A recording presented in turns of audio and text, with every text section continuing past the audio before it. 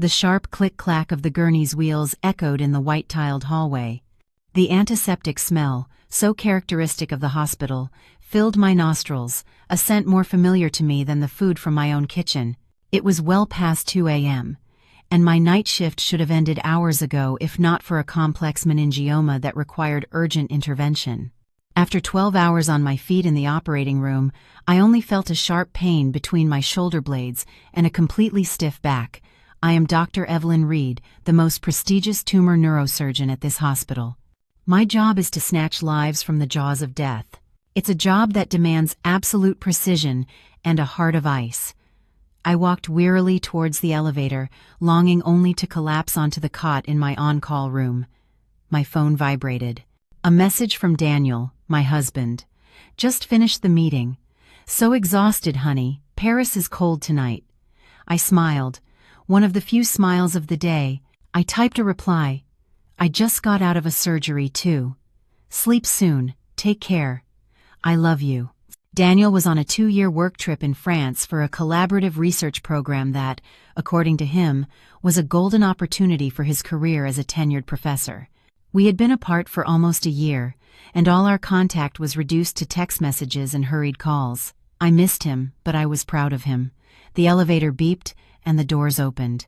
I stepped in, but stopped dead. A familiar man was pacing nervously in the hallway opposite me, right in front of the maternity wing door.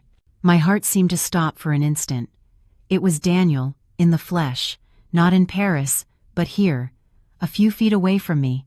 My mind went blank. He was wearing the light blue shirt I had ironed and packed in his suitcase myself. He looked a little thinner, with his hair short and neatly combed.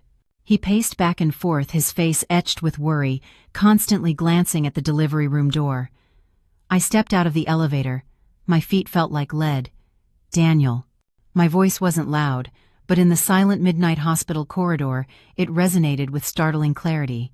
Daniel flinched, spun around, and when he saw me, his face fell. The worry instantly transformed into absolute panic. His eyes widened and he stammered, "Evelyn, what are you doing here?" A ridiculous question. What am I doing in a hospital? I'm a doctor. I'm on call, I said, struggling to remain calm despite the storm in my chest. The correct question is, what are you doing here? Aren't you supposed to be in Paris? Daniel awkwardly glanced at the delivery room and then back at me. I came back to the States suddenly. I didn't have time to tell you. I came to visit a friend who's giving birth. I managed a twisted smile. What kind of friend has you so worried that you're here at 2 a.m? What friend is more important than telling your wife you're home? Just then, a nurse came out of the delivery room with a clipboard. "Mr. Hayes, are you the husband of the patient, Chloe? You can come in to do the paperwork for the baby. Everything went well. Mother and son are perfect." The words husband and patient hit my head like 2 sledgehammers. Daniel turned pale. He could no longer maintain his false composure. "Honey, let me explain. It's not what you think." "It's not what I think?" I laughed, a chilling laugh that echoed in my chest. "Then what is it? Explain it to me, Daniel." I stared into the eyes of the man I had loved, for whom I had sacrificed, and in whom I had trusted blindly. The man I thought was working day and night for his career across the ocean was right here, in the same city, and had just had a child with another woman. The delivery room door opened again. This time, they were pushing a bed where a very young girl lay, her face pale with exhaustion, but her eyes radiant with happiness. "Daniel," she called weakly, "our son."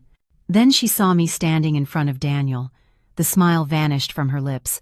"Honey, who is this lady?" Daniel was frozen, beads of sweat on his forehead. He didn't know whether to introduce me as his wife or as the friend he had just mentioned. "She's Dr. Reed, a colleague from the hospital." A colleague. I repeated those 2 words in my mind. They tasted bitter in my throat. 10 years of marriage, 10 years of sacrifice, and now I was a colleague. The young girl, Chloe, seemed relieved, but her joy was short-lived. The head of the gynecology department hurried over, his expression grave. "Mr. Hayes, you're the baby's father, right?" Yes, that's me. Is something wrong with my son?" Daniel asked urgently. "The baby is having seizures. We just did an emergency transfontanelar ultrasound. The department head paused and looked at me. Dr. Reed, what luck you're still here. I immediately turned to him, trying to push my personal problems aside. What's going on, doctor? We've detected a large tumor in the newborn's cerebral ventricle. It's massive and causing severe compression. The baby is in critical condition.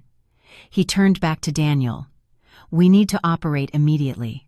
And the only person in this hospital, and probably in the entire country, capable of handling such a complex surgery on a neonate is Dr. Reed. The irony of fate made me want to laugh out loud. Daniel and Chloe were stunned. Chloe's face turned livid, drained of all blood. She looked at me, then at Daniel, and her expression shifted from astonishment to terror. After a second of paralysis, Daniel lunged at me, grabbing my arm tightly. His hand was trembling and ice-cold. "Evelyn, you have to save him. You have to save my son," he shouted, forgetting any attempt at concealment. "I'm begging you, Evelyn, you're the best surgeon." I looked coldly at the hand clinging to mine. That same hand had held me, had made me promises. Now it was pleading with me to save the son he had with his mistress. "The patient is my responsibility." I pulled my arm free. My voice was monotone and emotionless. "Whosever son he is, I will do everything in my power. It's my professional ethics." I turned to the head of gynecology. "Prep the OR. Transfer the neonate to neurosurgery. I need my best team. Immediately." I didn't look at Daniel or the girl named Chloe again. I walked away, putting my white coat back on. At this moment, I wasn't Evelyn, the betrayed wife. I was Dr. Evelyn Reed, and I had an extremely critical neonatal neurosurgery waiting for me. The operating room lights shone brightly, focused on the fragile body lying on the table. The baby, just a few hours old, was as small as a kitten. His chest rose and fell weakly, assisted by a respirator. The tumor was even larger than the ultrasound had shown.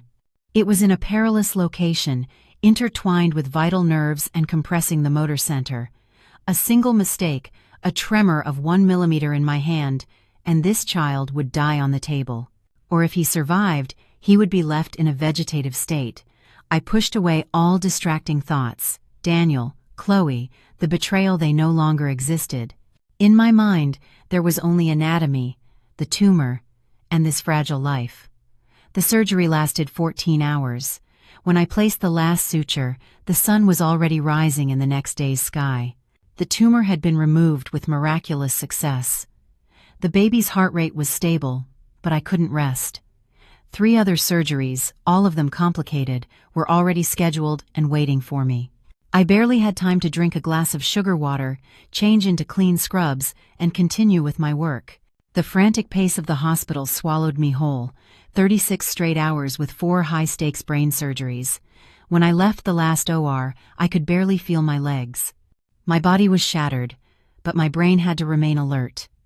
Daniel and Chloe were still waiting there, both looking haggard with deep dark circles under their eyes. Daniel's mother, whom I had called Mom for 10 years, was also present. She was sitting, hugging Chloe to comfort her. When she saw me, she stood up immediately, but her gaze no longer held its former affection. "The surgery is over," I announced, my voice hoarse from exhaustion and dehydration. "We removed the tumor completely. The baby is out of danger." Daniel let out a sigh of relief. He and Chloe looked at each other, radiant with joy. "Thank you, Evelyn." "I knew you could do it," Daniel said hastily, his tone grateful. Chloe also had tears in her eyes. "Thank you, doctor," but I interrupted them. The smiles on all 3 faces froze instantly. I took a deep breath. Though I didn't want to, I had to tell them the medical truth. However, the tumor was too large. It had been compressing the neuromotor center for a long time, even in the womb. Although we've completely relieved the pressure, the probability of the brain having suffered permanent damage is very high. Daniel frowned.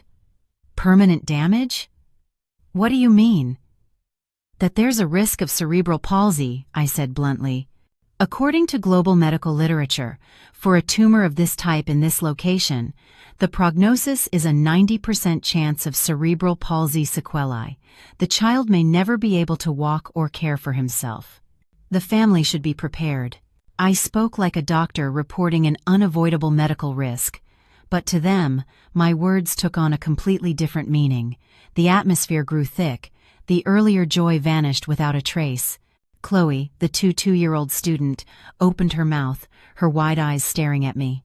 Astonishment turned to horror and quickly filled with a demented hatred. "Cerebral palsy!" she shrieked, her high-pitched voice echoing in the hallway.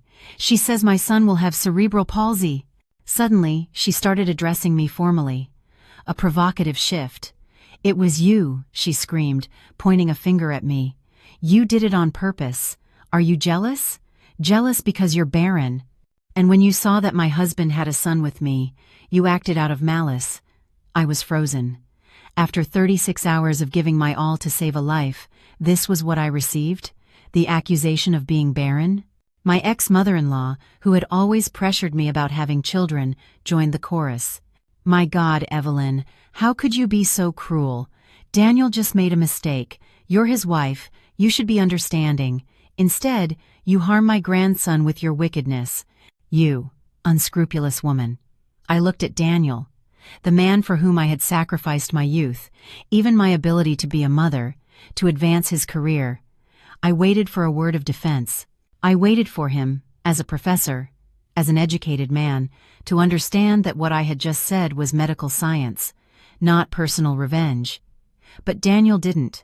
He looked at me with cold, accusatory eyes. He stepped between Chloe and his mother as if to protect them from me. "Evelyn, I didn't expect you to be this kind of person," he said through gritted teeth. "Whatever the case, he's my son. How could you do this to him? You don't deserve to be a doctor. You're a demon. Do this to him." I repeated each word. I don't deserve to be a doctor. The exhaustion of 36 hours vanished. An icy current ran down my spine. So this was their true face, the family of the struggling boy from a small town whom my family and I had helped and supported without reservation. Contempt grew inside me. I had saved the child. I had fulfilled my duty as a doctor, but I had saved the wrong person. I had saved the son of a traitor, and now they were turning to bite me. 36 hours of exhaustion, 4 life-or-death brain surgeries, and now these filthy accusations. Barren, demon, acted out of malice, everything crashed down on me. The extreme fatigue of my body seemed to be dispelled by a blast of glacial air. I stood up straight. The indignation gave me a terrifying strength and lucidity. I looked directly at Daniel, the husband I once loved. "What did you just say? That I did something to him? Isn't it true? Now he no longer needed to pretend." He clenched his jaw. "You're jealous of us. Since you can't have children, when you saw that Chloe gave me a son, you decided to destroy him. Cruel. A son." I repeated. "Ah, so that was it. What his mother always whispered in my ear. If you can't bear a child, get out and let someone else do it." Chloe, though in a wheelchair, gritted her teeth and insulted me. "It wasn't enough for you to steal my husband. Now you hurt my son too? Steal your husband?" I burst out laughing. My laugh echoed in the silent hospital hallway at dawn. Several nurses and patients' families from a distance began to look in our direction with curiosity. I stepped closer. Slap. A quick, sharp slap. I used all the strength I had left. The 5 marks of my fingers were imprinted on Daniel's cheek. He was stunned. He couldn't believe that I, his always sweet and self-sacrificing wife, would dare to raise a hand to him. "This slap," I said, my voice hissing through my teeth, "is for your 10 years of lies." I turned to Chloe. The young woman stared at me with wide, terrified eyes. "Slap. Another, even harder slap. And this is for your shamelessness and your ignorance. You accuse a neurosurgeon who just saved your son. On what grounds? You dare hit me?" Chloe screamed, covering her face. "I hit you because you dared to insult my ability to be a mother," I growled. My ex-mother-in-law lunged forward, raising her hands to scratch me. "You dare hit my daughter-in-law and my grandson?" I took a step back, my gaze as sharp as a scalpel. "Be quiet. You're a woman too. How can you say such venomous words?" Daniel, having recovered from the shock, lunged at me, raising his hand to push me. "Evelyn, you're crazy. Crazy?" I looked him straight in the eye. Yes, I'm crazy. Crazy for ever trusting someone like you. Tell me something, Daniel. Weren't you supposed to be on a 2-year work trip in Paris? This question was like a bucket of cold water for the three of them. Daniel stopped in his tracks, his hands suspended in midair. I smiled with disdain, pointing to Chloe and the baby lying in an incubator a few feet away. This is your work trip. This is the research project you told me about. You've deceived me and my entire family. My ex-mother-in-law was dumbfounded. She stammered, Evelyn. What? What are you saying? He's in Paris. Ask your dear son, I said, without the slightest hint of respect. How long has he been here? How has he deceived me and my family? He's been using my money to support his mistress and have a child with her. Daniel's face turned ashen. He couldn't deny it. All the curious onlookers understood the situation. They began to whisper, a jealousy scandal. No, this was a scam, and the victim was their most brilliant neurosurgeon. I looked at Daniel, Chloe, and his mother, the three people I once considered my family, now revealed as a pack of filthy parasites. Listen to me carefully, I said, loud enough for them and everyone else to hear. First, I saved your son strictly following my professional ethics. The risk of cerebral palsy is due to the tumor, not me. Second, from this moment on, you and I, Daniel, have nothing more to say to each other. I'll see you in court. I turned and walked away without deigning to look at them for another second. I heard Chloe's sobs, my ex-mother-in-law's insults, and Daniel's voice calling my name desperately. I didn't care. I walked straight to my office and slammed the door. My world had collapsed, yes, but now my revenge was just beginning. Silence enveloped my office. The first light of dawn filtered through the window, illuminating the medical diplomas and awards hanging on the wall. I sank into my armchair. Only then did my body feel the extreme exhaustion, but my mind was clearer than ever. The image of Daniel, the self-made man from a small town, appeared with brutal clarity. I met him when we were both medical residents. I was the daughter of a prestigious family of doctors. Daniel, as he always proudly said, was a poor boy from a town in West Virginia, with nothing but his intelligence and ambition. I was drawn to precisely that.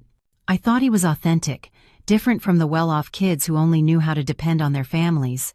My parents were against it at first. My father, a veteran doctor, an eminence in his field, had infallible judgment.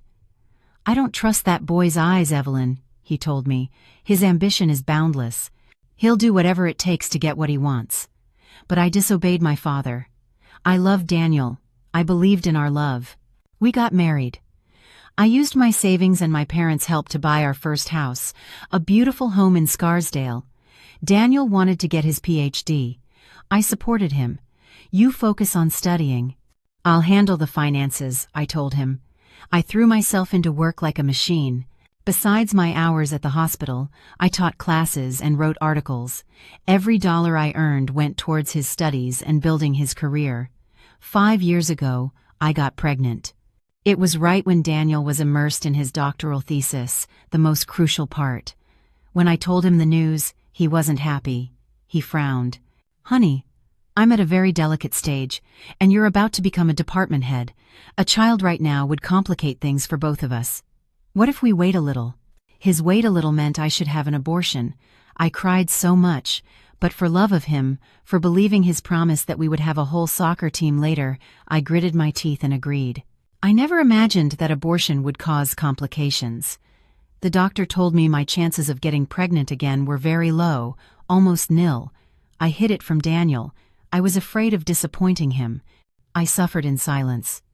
And now he and his mistress dared to use the word barren to humiliate me. The pain and hatred swirled in my chest. He had not only stolen my money, he had also stolen my only child, my right to be a mother. Then, when he finished his PhD, he wanted a position at the university, a professorship. He said it was his life's dream. It was my father, the same one who had opposed him, who, out of love for his daughter, had to use the connections he had cultivated his entire life, use his prestige as collateral. He pulled strings, introduced Daniel to influential people. Daniel was appointed an associate professor and then a tenured professor with astonishing speed.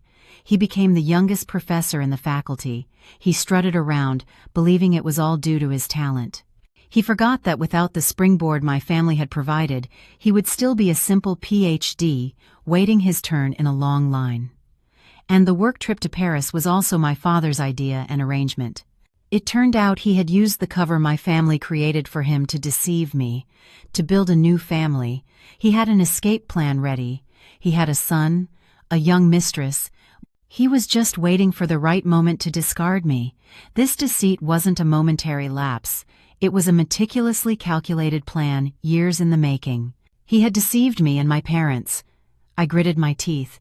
The tears no longer fell. If he had been calculating, I would be too. If he wanted a war, I would give him one he would never forget. He had taken too much from me. It was time to take it all back. I didn't go home. I called the hospital director, a good friend of my father's. I kept my voice firm. I've just had a very serious family problem. My husband, well, Daniel, has a child with another woman. I just operated on that child. There was a silence of several seconds on the other end of the line. He was stunned. I need a leave of absence. I need the 2 months I'm entitled to by law. Of course, I'll approve it right now. Rest, Evelyn. If you need anything, call me. Thank you. The first thing I did was call a lawyer, not the family lawyer, but Alexander Croft. Alexander had been a doctor before studying law. He specialized in medical malpractice and complex divorce cases. He was brilliant, cold, and most importantly, he hated falsehood. Croft, Alexander, it's Evelyn Reed. Dr. Reed, what's wrong for you to call me so early? I want a divorce, and I need you to help me with something immediately. I told him the story in broad strokes. Alexander just uttered an uh-huh without surprise, as if he had seen it all. He cheated on me and had a child out of wedlock. I want the court to order an immediate freeze on all our assets. I suspect he'll try to move the money. Do you have proof? I do. Irrefutable proof, but I don't want to present it yet. For now, I just need you to file for the asset freeze, all joint accounts, all properties. All right. Send me the list of assets and their details. I'll file the request at the courthouse this morning. I hung up and immediately drafted a detailed email. The house in Scarsdale, my parents gave us the money for the land, and we built it in both our names. The luxury condo on the Upper East Side was mine before the marriage, a gift from my parents, but I was stupid enough to let my mother-in-law live in it. 2 cars, and 3 joint bank accounts where I had deposited most of my savings and my salary. The joint assets in both our names amounted to no less than $5 million. I did everything like an automaton, fast, precise, without hesitation. When I finished, I drove to our house. I needed to shower and change. The house was cold, everything just as I had left it 36 hours before, only the owner of it all had changed. I went straight to Daniel's office. Everything was neat. He was a meticulous person, but I knew where he kept his secrets.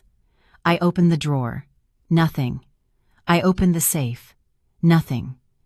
But I knew he had a private account. I called Alexander again. Investigate one more thing. It's highly likely he has a private account at the U.S. branch of a Swiss bank.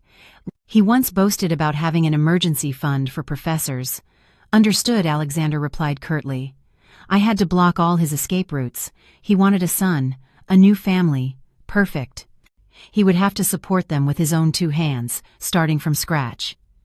As expected, a week later, Daniel didn't call me, only sent a text. What have you done with the accounts? I didn't reply. He called me frantically, but I blocked his number, and exactly 2 weeks later, with all accounts frozen, I received a summons from the court. Daniel had filed for divorce. He had beaten me to it, or so he thought. I was sitting across from Alexander in his office, Daniel's divorce petition on the table. He's suing you, Alexander said, adjusting his glasses, asking for a divorce on grounds of irreconcilable differences. And most importantly, he's demanding a 50% split of the marital assets. 50%? I smiled with disdain. Exactly. He seems very confident. In the petition, he alleges that as a prestigious professor, he was the main source of income, while you, as a doctor, had a less stable job. He even hints that you have psychological problems, pathological jealousy, and that it was impossible to maintain the marriage. He's sure I have no proof? Precisely.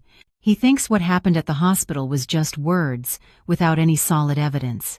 He's mistaken. I calmly opened my purse and took out a small plastic bag. Alexander raised an eyebrow. Inside were a few strands of hair. This is Daniel's hair. I took it from his brush at home.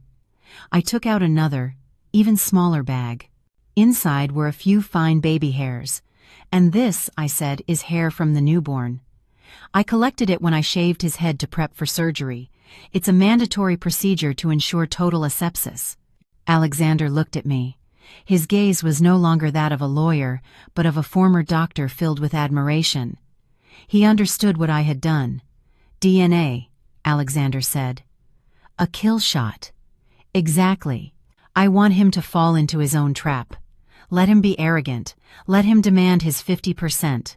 Do you want to countersue now for adultery and concealment of paternity? No.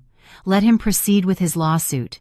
I want him to stand before the judge, confidently demand what he thinks is his, and then I will show him that not only will he not receive a single cent, but he will leave there branded as an adulterer. You are fearsome, Dr. Reed. I'm just taking back what's mine. The first day in court was just a settlement conference. Daniel showed up. He looked haggard but tried to maintain the dignified pose of a professor. He was accompanied by a rookie lawyer. He looked at me with hatred. He probably didn't understand why I was so calm. The judge asked, "Mr. Hayes, do you maintain your petition for divorce and the 50% division of assets?" Daniel cleared his throat. "Yes, Your Honor. Evelyn and I no longer have feelings for each other, and the common assets were built primarily through my efforts." I remained silent, listening to his lies. "Dr. Reed, do you have anything to allege?" I looked at the judge. "I do not accept the settlement, and I do not agree with this division of assets.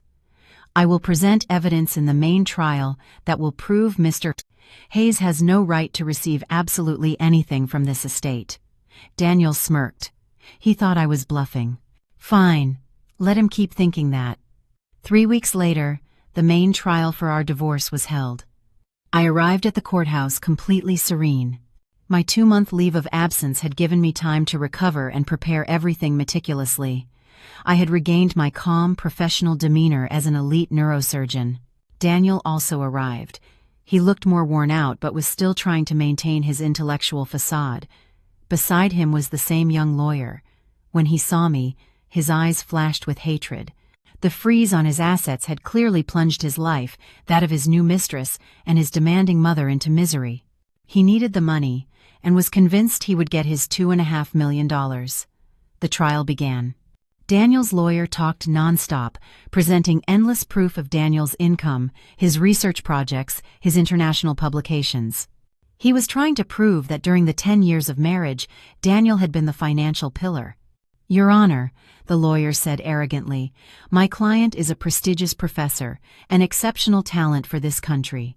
All the common assets, including the house and cars, come from his income and bonuses. Dr. Reed, although a physician, has an incomparable income.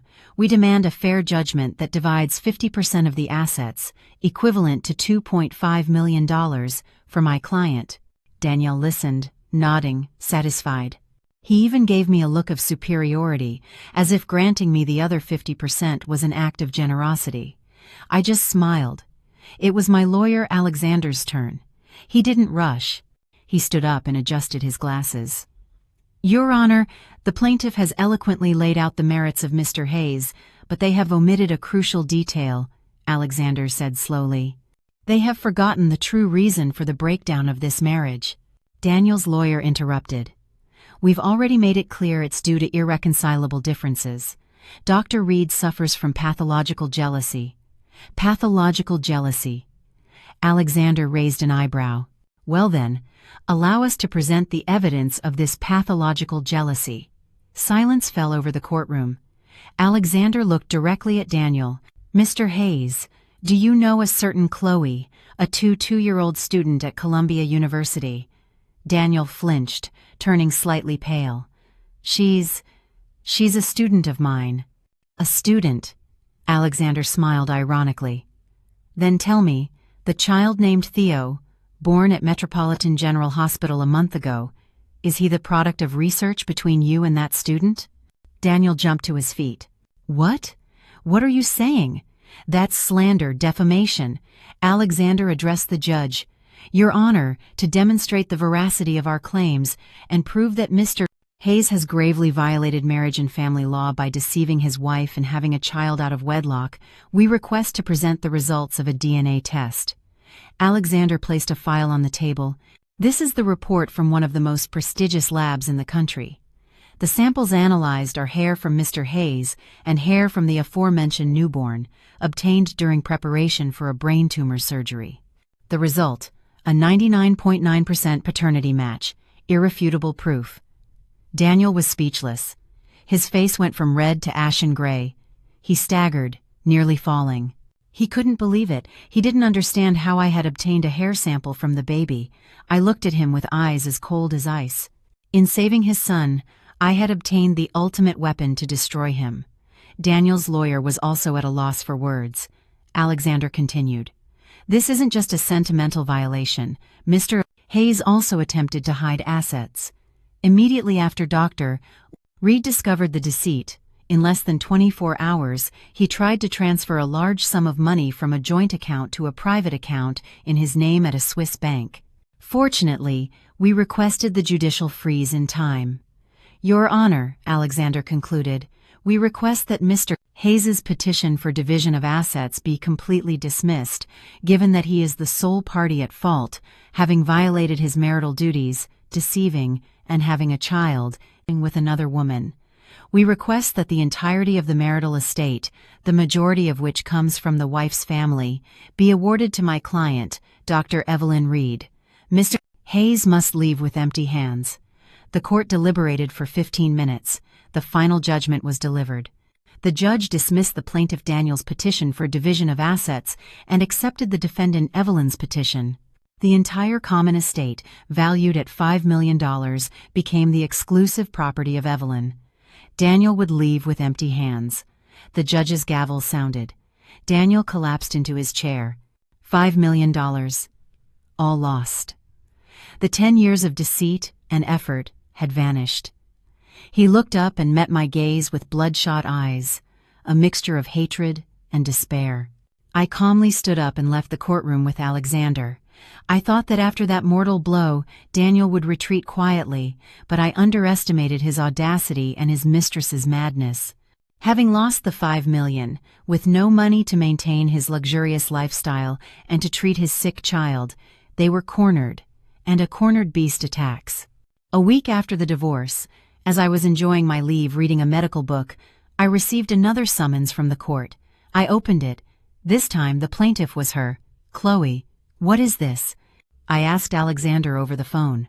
She's suing you, Alexander's voice remained calm.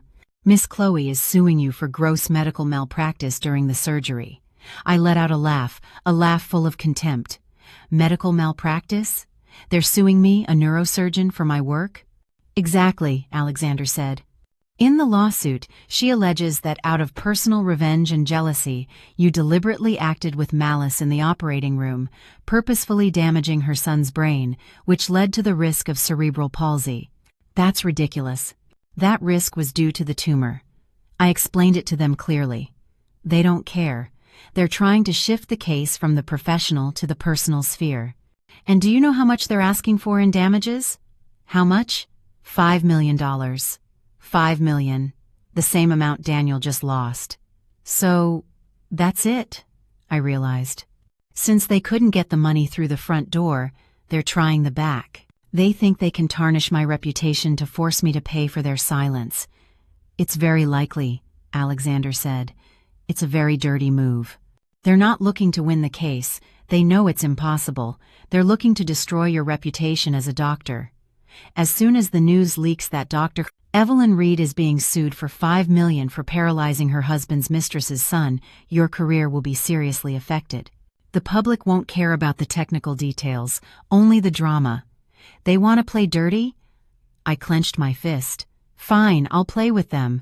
Alexander, don't forget you were a doctor too. You understand this case better than any other lawyer. Prepare the entire file. I want them not only to lose the case but to be humiliated by their own ignorance. Understood, Dr. Reed. I will request the complete surgery report from the hospital, all pre- and post-operative results, and the global literature on this type of tumor. Perfect. They wanted to dig their own grave. I'll lend them a hand. A few days later, just as Alexander predicted, some tabloids began to publish ambiguous headlines. Prestigious surgeon accused of revenge, deliberately harms husband's illegitimate child. The $5 million lawsuit shaking the medical world, love, money, and hate. Public opinion began to stir. They were trying to destroy me. But I'm not one to be intimidated. If they dared to touch my scalpel, I would show them just how terrifying the precision of medicine can be. The medical malpractice trial was much more tense than the divorce. This time there were many journalists present. They smelled the drama.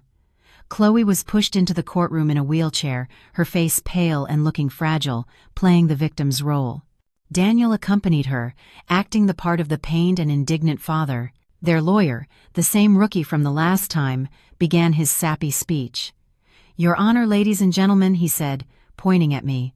"Solely out of jealousy, out of the pettiness of a scorned woman, Dr. Evelyn Reed has mercilessly destroyed the future of an innocent child. She has abused her position, her scalpel, to carry out a personal vendetta. My client's son, little Theo, could have been healthy, but she has purposefully left him with cerebral palsy." Chloe began to sob. Daniel gritted his teeth, glaring at me with hatred. They were putting on a great performance. Several journalists started firing their cameras. They were trying to turn the courtroom into a theater, but my lawyer Alexander didn't give them that chance. When it was his turn, Alexander stood up. He didn't talk about jealousy or affairs. He only talked about medicine.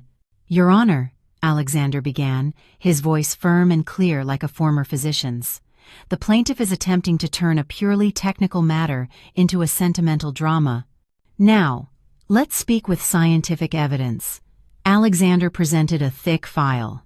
"First, here are the results of the transfontaneller ultrasound and the patient's diagnostic images before the surgery." He pointed to an X-ray. "As you can see, the ventricular tumor measured 8 by 10 centimeters, occupying almost the entire ventricle of a newborn. It was already severely compressing the neuromotor centers. Second, we cite 5 of the most recent clinical studies from the New England Journal of Medicine and the American Association of Neurological Surgeons." Alexander held up the translated and certified documents.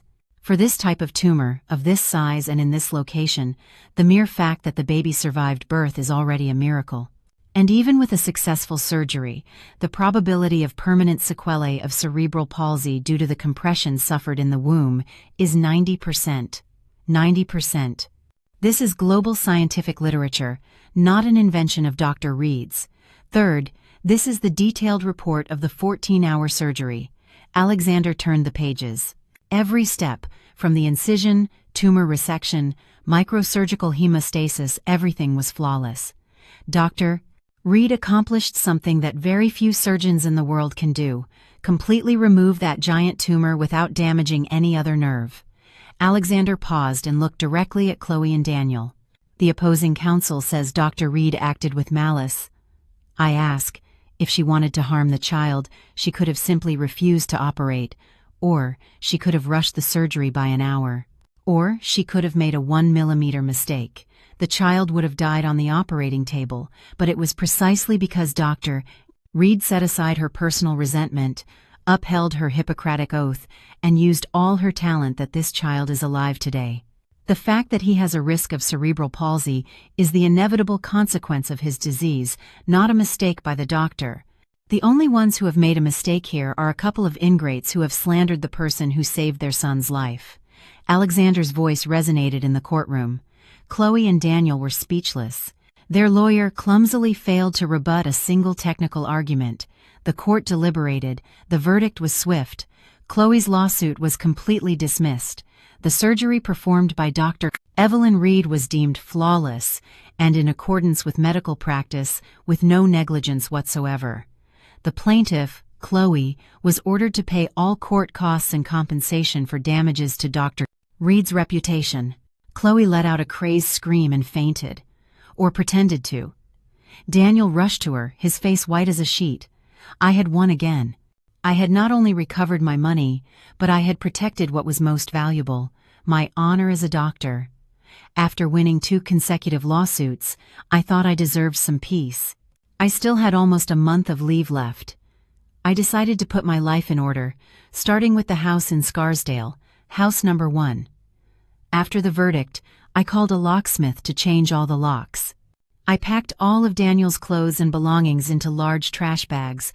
I wanted to erase every trace of the traitor from my home. I was cleaning the living room when the doorbell rang. It rang incessantly, angrily, until it turned into thunderous bangs on the door. I checked the security camera. It was my ex-mother-in-law. She stood there, hands on her hips, her face flushed, yelling insults. "Open the door, you witch! Did you change the lock? Are you trying to steal my son's house?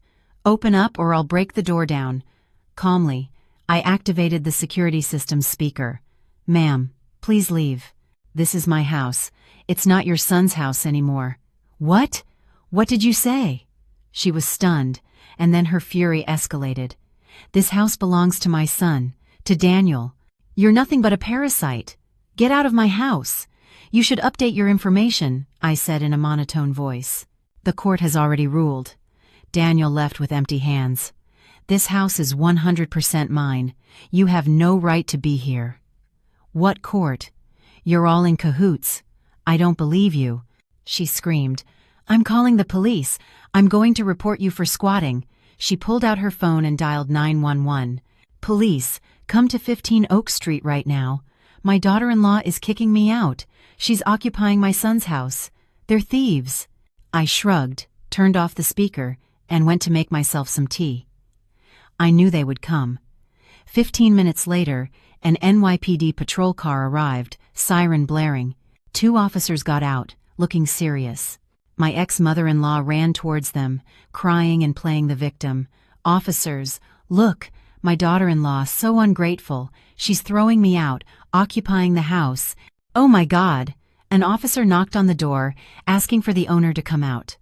I calmly went out and opened the gate. "Good afternoon, officers. I'm Evelyn Reed, the owner of this house." "Ma'am," one officer said, "we received a call from this lady, saying you're occupying her son's house. What happened?" I smiled. I believe the lady is a bit confused. I went inside and brought out a folder. "First, this is the deed to the property in my name, Dr. Evelyn Reed. Second, this is the divorce decree from the family court, final and enforceable." I pointed to a line highlighted in yellow. "The court rules that due to the serious violation of marital duties by Mr. Daniel Hayes, the entirety of this marital asset becomes my exclusive property. Mr. Hayes no longer has any rights to this house." The officer read the documents carefully and nodded. "Officer, I just got divorced. This lady is my ex-mother-in-law. She came here to cause a scene. I changed the locks on my house. Have I committed any crime?" The officer turned to my ex-mother-in-law with a stern tone. "Ma'am, the legal documents are clear. The house belongs to Dr. Reed. She has full rights to her property. You have no business being here." "What? She's deceiving you. She's deceiving all of you," she insisted. "We work with the law," the officer snapped. "You are disturbing the peace and filing a false report. We are warning you that if you continue to harass Dr. Reed, we will file a report and you will be fined. Please leave." My ex-mother-in-law was dumbfounded. She didn't expect to be the one reprimanded. Her face turned purple with rage. She shot me a death glare and muttered a threat. "You'll pay for this." Then she walked away, head down, under the curious gazes of the neighbors. I smiled and closed the gate. "Thank you for your work, officers." The battle for house number 1 was over, but I knew house number 2 still remained. Once the Scarsdale house was settled, I turned my attention to the luxury condo on the Upper East Side. That was the real thorn in my side. The apartment was my separate property, a gift from my parents before I got married. But for 8 years, I had been stupid enough to let my mother-in-law live there so she could brag about having a luxury home in the city. Daniel, in his cowardice, had always told his family back home that he had bought it himself with his own hard work so his mother could live like a queen. It was time to take it back. I didn't go alone. I called Alexander. Prepare a professional moving company, the kind that comes with private security and a good locksmith. What are you planning? Alexander's voice sounded amused. I'm reclaiming my separate property, and I anticipate my ex-mother-in-law won't leave quietly. Understood. 3 days later, I was at the entrance of the luxurious building. The moving team's 6 uniformed men and 2 burly security guards were waiting for me. The locksmith was ready. We went up to the 25th floor. The view of the city was spectacular. I once loved this apartment, but to please Daniel and his mother, I never lived in it.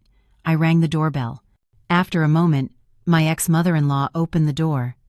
She was wearing a cucumber face mask and silk pajamas. Seeing me, she was startled, and her face darkened. "What are you doing here? This isn't your home."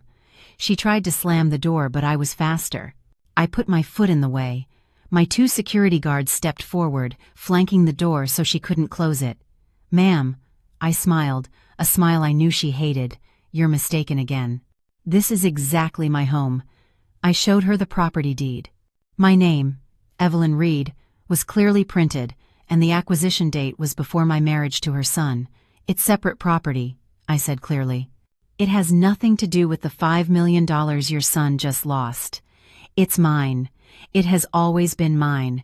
You, she trembled, not with fear, but with rage. "Scammer, bitch! My son bought this house for me. Your son lied to you. He didn't put a single cent into this house. Now, please collect your personal belongings and vacate my property immediately. I'm not leaving. This is my house. If you come in, I'll call security." I've already spoken with the building management. They have confirmed that I am the owner. I signaled to the moving team. "You can start working. All the furniture in this house, except for the lady's personal clothing, goes to the trash. No, better yet, donate it to charity. Let it be my good deed for the day." "You dare?" she shrieked, lunging to scratch me, but the security guards gently restrained her. "Calm down, ma'am. The owner has hired us." The locksmith began to change the lock. The moving team started to enter. My ex-mother-in-law, seeing she could do nothing, backed away. Her eyes glinted with malice. She pulled out her phone. "Fine. You think you've won?" she sneered. "I'm going to call my relatives to see how you mistreat your mother-in-law. Just you wait." She started to wail, and I knew the best act of the play was about to begin. I knew exactly what she would do. She wouldn't call Daniel, who now had neither money nor power. She would call her clan from back home, those people whose respect Daniel had bought for years with my money. And just as I expected, she sat on the floor and began to cry and lament into the phone. Her voice, once shrill, was now a tragic sob. "Oh my God, cousin, nephew, help me. That Evelyn, Daniel's ex-wife, she's come to steal my house. She's hitting me. She brought thugs to beat me. She says she's the owner and is throwing me out on the street. Oh, I'm a poor old woman, and she has no mercy. She says our whole family are just a bunch of hicks from the sticks. Come save me." A perfect performance. She was accusing me of assault, while simultaneously wounding their regional pride. I knew Daniel's relatives were hot-blooded and hated being called hicks. I stood with my arms crossed, watching. I signaled to the moving team. "Continue." Then I calmly went into the bathroom and locked the door. I wasn't going to be foolish enough to stay outside when that mob arrived. I had my phone ready. As expected, just 20 minutes later, the quiet apartment building turned into chaos. The elevator doors opened. There were sounds of running footsteps down the hall and shouts and curses. "Where's that, Evelyn? Where is that? Open the door. You're gonna find out what happens when you kick Grandma out of her house." The apartment door, still open for the movers, trembled. 4 or 5 tattooed men with the look of thugs burst into the house. "Where's Auntie? What have they done to her?" My ex-mother-in-law, seeing her reinforcements, began to cry even louder. "There they are. They hit me. They're stealing my house, nephews. I'll be damned." The leader, probably the cousin, saw the moving team. "Is it you, you bastards? You dare touch my family?" The head of the moving company raised his hands. "No, no. We're just contracted workers. Here are the papers." "Papers, my—" The guy didn't even look and slapped the boss across the face. "I don't care. All of you, get out of here right now." Another worker, seeing his boss assaulted, got bold. "What are you doing? We're working legally." "Legally? This is our law." The leader kicked him, and a fight broke out. My moving team, despite having security, was no match for these brutes. They were getting a beating. Furniture started breaking, there were shouts, curses, and the sound of things crashing. At that moment, from the bathroom, I calmly dialed 911. "Hello, this is Evelyn Reed, owner of apartment 2501 at the Salamanca Towers. I'm reporting that a group of 5 or 6 men has illegally entered my home. They are assaulting the employees of a moving company I've hired and are destroying my property. Please come immediately." I'm hiding in the bathroom. I heard the cousin yelling outside. "Where is that Evelyn? Get her out of there. We're going to kill her." They started pounding on the bathroom door. "You're hiding, you bitch. Come out of there." I held the phone calmly so the 911 dispatcher could clearly hear the bangs and the insults. Just 5 minutes later, sirens wailed below. This time it wasn't 2 local cops, it was the NYPD's Emergency Service Unit, the ESU. They arrived fast. Security in these luxury areas is top-notch. The curtain was about to fall on my ex-mother-in-law's farce. The pounding on my bathroom door stopped. I heard the commotion and the authoritative voice of the police from outside. "NYPD, everybody freeze. Drop whatever you have in your hands and put them on your head. Who are you people?" We. The gang of relatives started to stammer. Their aggression vanished at the sight of the riot police. I waited a few more minutes for the situation to be under control, and then slowly opened the bathroom door. My apartment looked like a battlefield, broken furniture everywhere. The moving company workers were on the floor, one holding his arm, another with a bruised face. My ex-mother-in-law, instead of looking victorious, was huddled in a corner, pale as wax. Her relatives were against the wall with their hands up. An inspector approached me. "Are you Dr. Evelyn Reed, the owner?" "Yes, that's me," I said, trying to stay calm even though my heart was pounding. "Thank you for coming so quickly. Tell us what happened." I showed him all the documents. "This is the deed proving I'm the owner. This is the contract I signed with the moving company. I was in the process of removing my property when this woman," I pointed to my ex-mother-in-law, "called these men. They entered without a word, assaulted my employees, and destroyed my property." The inspector nodded. "Understood." He turned to the moving team. "Are you injured? Do you want to press charges?" The team leader, a man who had been slapped, dared to speak. "Yes, sir. I was assaulted, and so were my colleagues. They came in very aggressively. We demand compensation for the damages and medical expenses." "All right, we'll file a report." The inspector confronted the relatives. "Who called you to come here?" My ex-mother-in-law trembled, not daring to speak. The cousin whispered, It was my aunt who called. She called you to assault people, didn't she? She said they were stealing her house, that they were hitting her. And you, without verifying the information, come here to cause a ruckus and assault people?" the inspector boomed. "You'll all have to come with us to the precinct. Public disorder, trespassing, and assault." Hearing the word precinct, they all turned pale. Just then, my ex-mother-in-law's phone rang. It was probably Daniel. She didn't dare answer it. The inspector said, "Ma'am, call a family member to take responsibility. Someone has to answer for this, and for the damages." I smiled. The person most responsible for her is her son, Daniel. "I'm sure he'll be here soon." And indeed, 10 minutes later, Daniel arrived, running and out of breath. His mother probably wasn't answering her phone, and he had gotten worried. Upon entering and seeing the disaster his mother huddled, his relatives detained by the police, his face went white. What happened here?" he stammered. The inspector approached him. "Are you Daniel Hayes? This woman's son?" "Yes, I am." "Well, Your mother and her relatives just broke in here, destroying the property and assaulting several people. The policeman pointed around the apartment. Dr. Evelyn Reed is the legal owner. How do you plan to resolve this? Daniel looked at me as if he wanted to kill me, but in front of the police, he didn't dare do anything. Evelyn, why did you do this? He reproached me. I let out a sharp laugh. Me? What did I do? I was cleaning my house. You should ask your mother and your relatives what they did to my house. He was about to say it was his house, but he swallowed his words when I showed him the deed. He knew he couldn't lie anymore. His lie about I bought my mother an apartment was exposed in front of his whole family. The cousin looked at him suspiciously. Daniel, didn't you say you bought this apartment? Daniel was speechless. Well, that's not our concern, the inspector intervened. For now, you are responsible. You have to compensate the moving company. They're demanding $5,000 for medical expenses, emotional distress, and contract cancellation. $5,000, Daniel yelled. He had just lost $5 million, and now $5,000 was a problem for him. Exactly.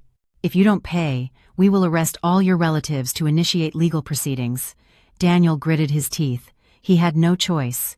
In the midst of the most absolute humiliation in front of me and his relatives, he had to take out his phone and make a transfer. Once the money was received, the moving company left. The police, after warning the relatives, also left. Only I, Daniel, and his mother sitting on the floor remained. The relatives left with their heads down, looking at Daniel no longer with admiration for the professor, but with contempt. Now, I said to my ex-mother-in-law, I invite you to leave. I will have your things packed and sent to your town. You. She no longer had the strength to insult. Daniel helped his mother up. He looked at me. Very well, Evelyn, you've succeeded. You've destroyed everything I had. I've only taken back what was mine, I replied coldly. And remember, this isn't over yet. Kicked out of both houses, without a cent of the $5 million, and humiliated before his family, Daniel and his kin sank into misery. They had to move into an old, dilapidated public housing apartment on the outskirts of the city, a place Daniel used to describe as the armpit of the world. I heard about it from some mutual friends. Without money, without a home, and with the sick child whose treatment was exorbitant, the mistress Chloe no longer lived like a queen. I knew that someone like Daniel would never give up. Cornered, he would resort to the lowest blow. And in this day and age, the lowest blow is public opinion.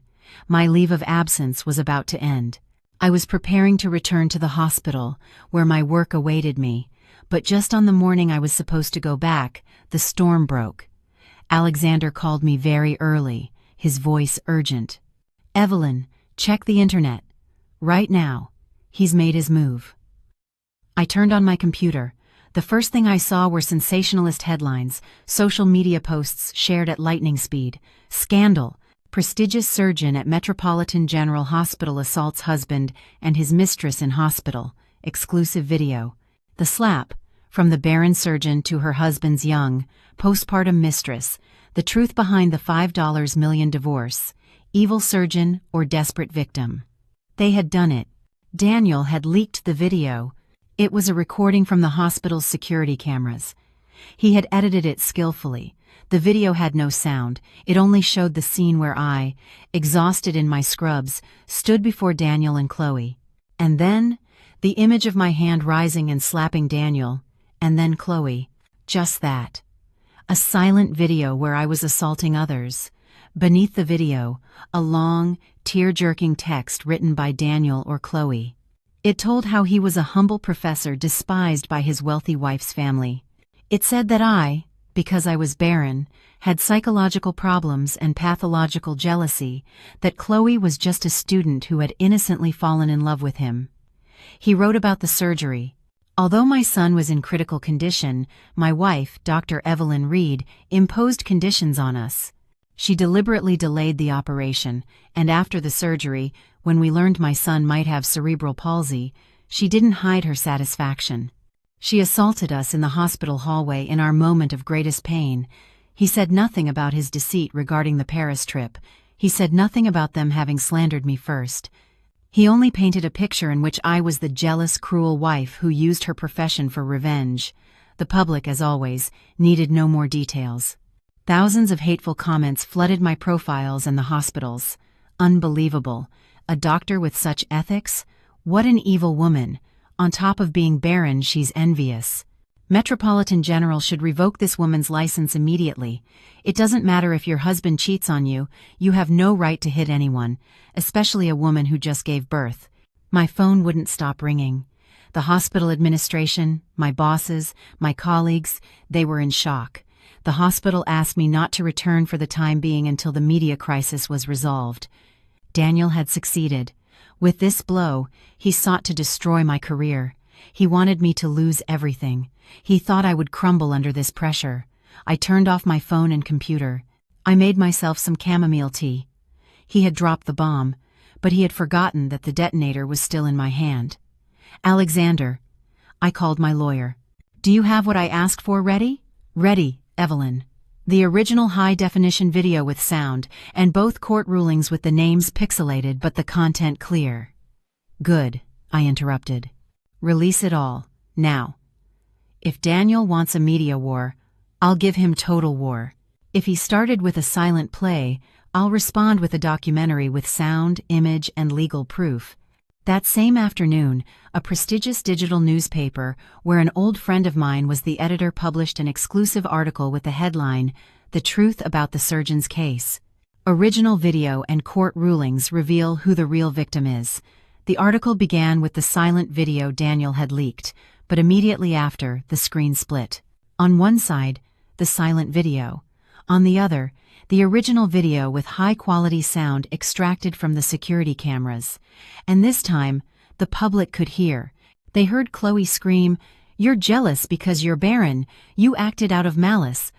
They heard my ex-mother-in-law add, "Unscrupulous woman, harming my grandson."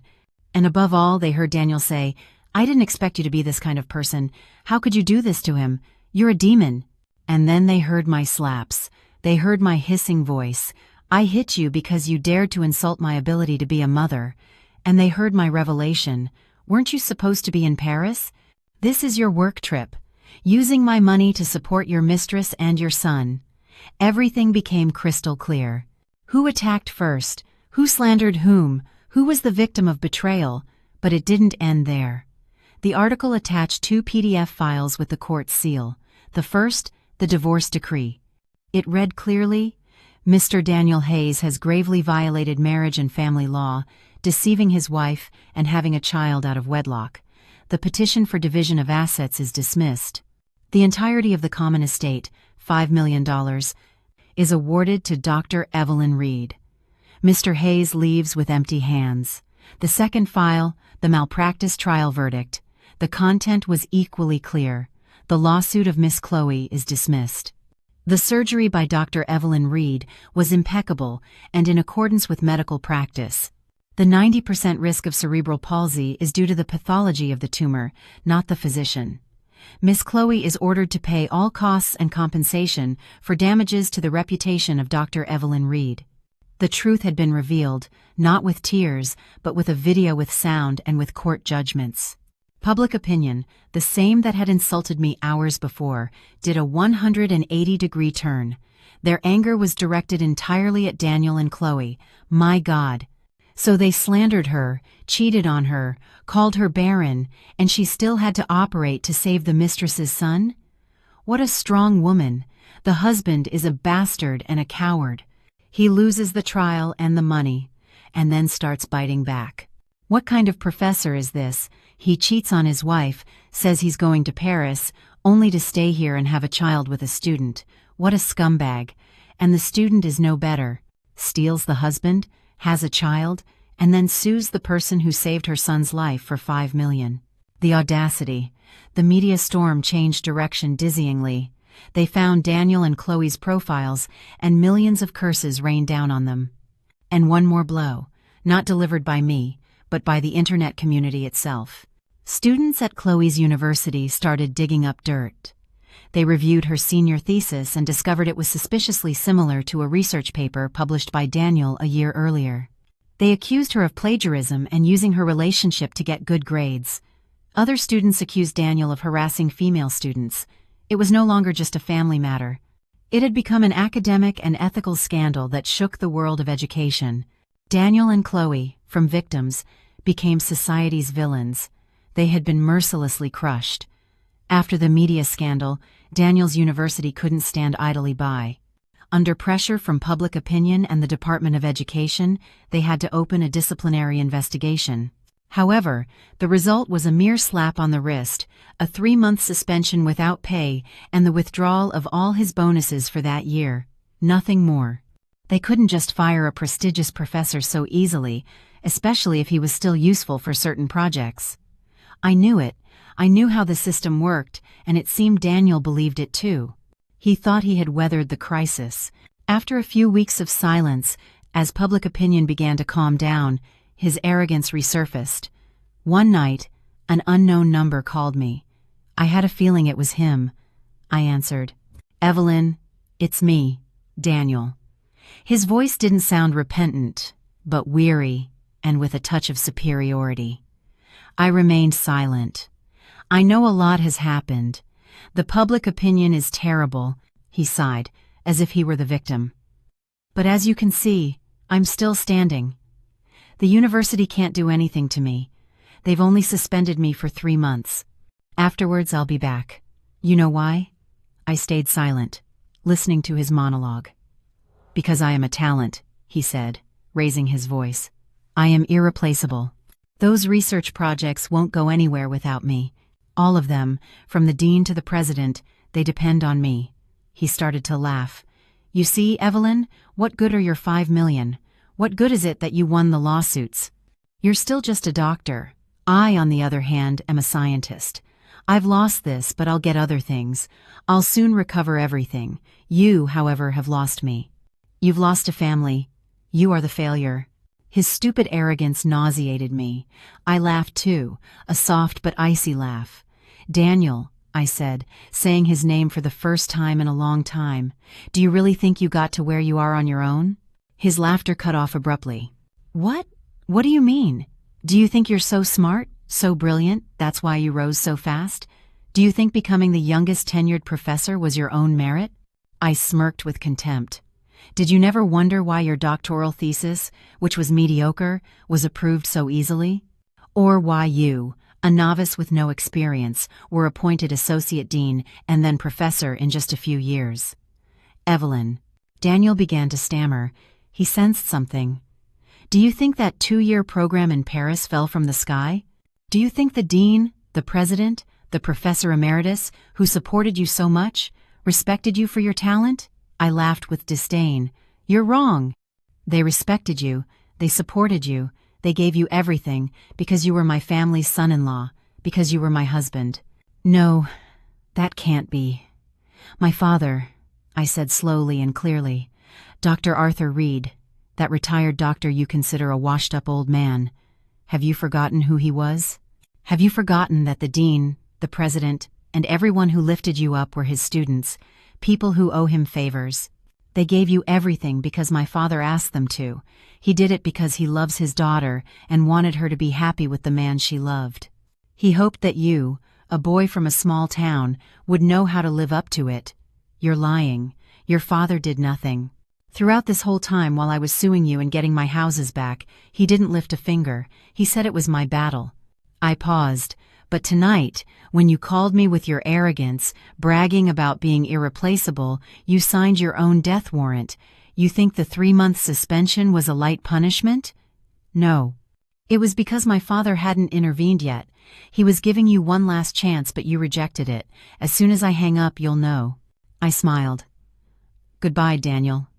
I hung up without giving him a chance to respond. The final punishment had been executed. I thought it would take him a while to process it, but I was wrong. Less than 15 minutes later, my phone rang again. It was him. This time, I didn't hang up. I wanted to hear him break. "Evelyn, you're lying. Tell me you're lying," he screamed from the other end. His voice was no longer arrogant, but filled with panic. "The dean just called me," he said. "He said all my projects are suspended indefinitely. They say I've violated research ethics. They've demoted me. They're sending me to the lab as a technician." "Wow," I replied. "That was fast. It seems my father's old students are still efficient." "No, it can't be," he gasped. "Evelyn, you can't do this to me. Talk to your father, tell him to forgive me. It was a mistake, I know. It was a mistake, I'm sorry." I laughed. "It's too late, Daniel. When you called to gloat, you dug your own grave. No, please, Evelyn, I'm begging you. I'm on my knees." I heard a dull thud, as if he had actually knelt. "Forgive me. This was all Chloe's fault. She seduced me. She's just a shadow of you, Evelyn." "A shadow of me?" I smirked with contempt. "How original." "It's true. I was with her because she reminded me a little of you when you were young, of that innocent student. It was a moment of weakness. I still love you, Evelyn. I only love you." Disgust rose in my throat. How could he say something so vile? "I'm begging you, Evelyn. All men make mistakes. Look around you. The dean himself is having an affair with a PhD student, and the university president goes to brothels every week, and that venerable professor emeritus has a second family in the suburbs. All men are like this. I just had the bad luck to get caught." In his panic, he didn't hesitate to sell out everyone he had just minutes ago boasted depended on him, just to justify his own misery. He had exposed the rot of his environment, but I no longer cared. "Daniel," I interrupted, "are you finished? I'm begging you.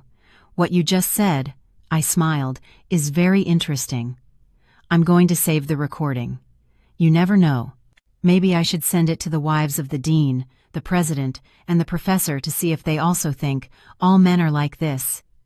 "No, don't do that," he screamed desperately. He knew that if I did, not only he, but his entire support network would collapse and they would crush him. "Why not?" I asked. Then I sighed, feigning tiredness. "I don't have time for that. They're not my problem. Only you are. Thank you for these 10 years. It's been a very expensive lesson. Thank you for showing me the true face of the self-made man from a small town. Now goodbye forever." I hung up, and this time I blocked his number for good. He himself had given me one last knife by revealing the secrets of others, but I didn't need it. To me, he was already dead. After that last call, I turned off my phone. For the first time in 2 months, I felt a lightness in my chest. All the weight, all the resentment seemed to vanish with that final call. I had destroyed his career, yes, but it was his choice. If he had been smart, if he had agreed to leave empty-handed and in silence, my father would have let him keep his professorship. But he was too arrogant. He challenged me, and he paid the price. I didn't go back to the hospital immediately. I bought a plane ticket to a quiet resort in Nantucket. I turned off all my devices. Every morning I woke up, practiced yoga, and breathed the fresh sea air. I walked on the sand, read the medical books I had pending, enjoyed good food and deep, nightmare-free sleep. I no longer thought about Daniel, or Chloe, or any of them. They had been expelled from my life. I had $5 million in the bank, 2 properties in my name, and most importantly, a career and an honor that no one could take from me. I was rich, and I was free. When I returned to the hospital, everyone welcomed me with open arms. The scandal had made me famous, but in a positive way.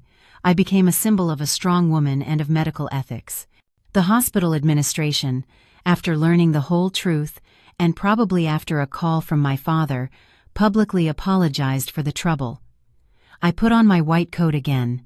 My hand was still steady holding the scalpel. Patients were waiting for me. My life had many important things ahead. Sometimes, news of Daniel reached me, not because I sought it out, but because his situation was too pathetic. From being a prestigious professor, he was demoted to a lab technician with a miserable salary. The research projects, of course, were taken from him. It turned out that when the springboard called my family disappeared, he was a nobody. He lived in that dilapidated apartment on the outskirts with his whining mother and his mistress Chloe, who was no longer young and beautiful, but a stressed and bitter mother who constantly berated him for his lack of money. And the heaviest burden, the child. Just as I had diagnosed, the baby suffered from severe cerebral palsy. He needed expensive rehabilitation and constant care. It was an endless financial and emotional burden. I heard that Daniel was borrowing money from everyone, but after what he had done, no one wanted anything to do with him. He had to take extra jobs after his hours in the lab. His air of a dignified professor had vanished. He had lost everything: career, money, fame, and freedom. He was forever tied to the consequences of his actions. A bitter mother, a resentful mistress, and a sick child. That was the most just punishment for him. Far worse than prison. He would live in that earthly hell, day after day, for the rest of his life. And I moved on. My life was long, and there were many more surgeries waiting for me, many more lives to save.